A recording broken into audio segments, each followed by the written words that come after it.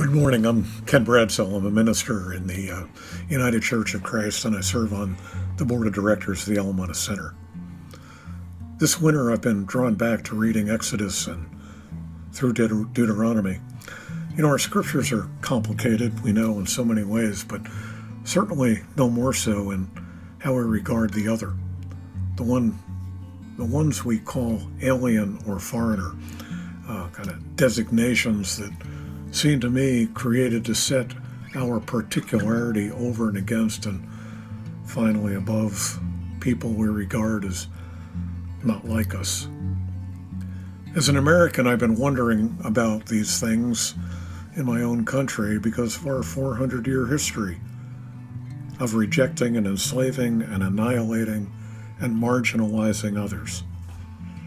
Exodus and Deuteronomy are filled with references to maintaining purity of the people and to rejecting the foreigner. There are more than ample references to conquest, killing.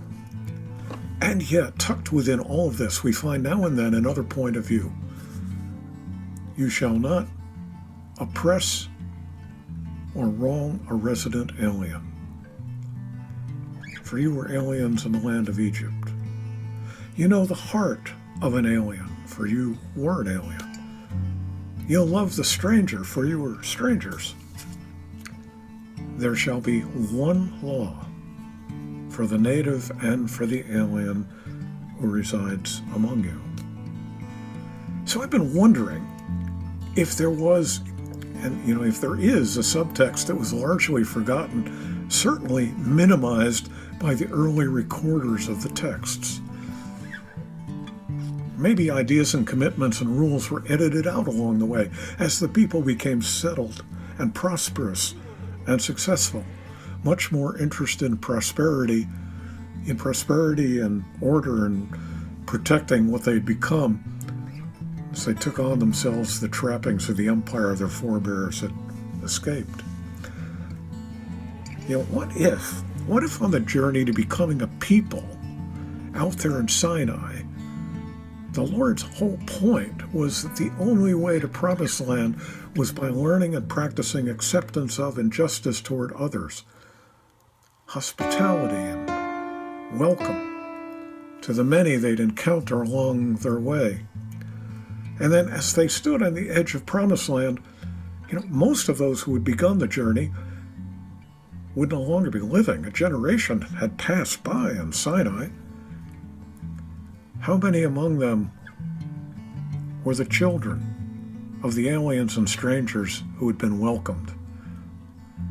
I wonder if in the long years of wandering, the people were formed into a new people, and the Lord was making it clear that the only way they or any of us in any age get to Promised Land is by dropping our harsh designations for others, seemingly good for only our self-enhancement, and then learning to share what we have and who we are, opening our communities, listening for understanding to other stories and life experiences and faith.